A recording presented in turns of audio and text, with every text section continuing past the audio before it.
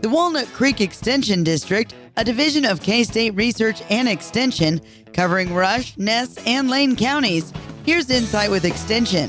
Bugs, bugs, bugs. The role of our livestock entomologist is currently really busy. The comparison of mosquitoes to Volkswagens on Facebook recently is accurate. The fly numbers blew up seemingly overnight, and they are as thick as bugs on the bumper as well. Now we have screwworms in the US, which is not a surprise, and it is being dealt with. But the current issue with ticks is more concerning to me than either of those. I'm going to mainly focus on two, the longhorn tick and the Lone Star tick. Thurella is a disease in cattle that is infecting red blood cells. These infected cells are damaged and either break down in circulation or are removed by the body, leading to anemia. Transmission of an uninfected animal primarily occurs through the Asian longhorn tick, an invasive species that has been steadily moving through the states. The tick acquires the organism when it consumes a blood meal from an infected animal and then transmits the organism through its saliva to other animals within the herd. For those familiar with anaplasmosis, the symptoms are similar.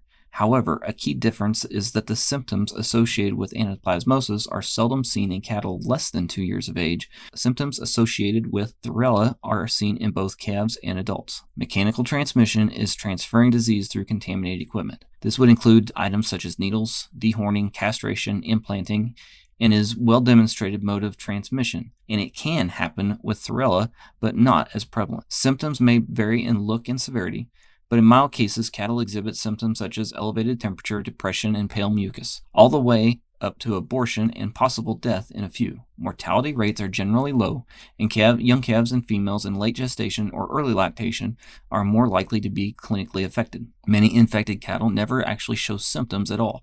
It has been suggested that once the first clinical case is seen in a herd, a large percentage of the animals may already be infected. There are no currently approved treatments in the U.S., as this is a protozoan and not a bacterium. Antibiotic treatment is generally not effective, and that is why controlling the Asian longhorn tick is significant. Still in the realm of ticks, but catching a different gear, is the alpha-gal syndrome. As a type of food allergy, it can happen after a tick bite to humans. The allergy is to red meat and other products that come from mammals. Alpha-gal syndrome can be life-threatening. In the United States, the condition often begins with a bite of the Lone Star tick.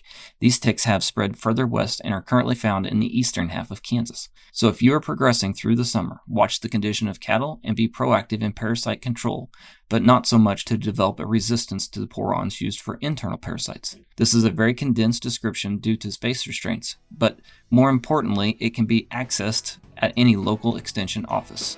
Insight with Extension on Thunder Country 93.5.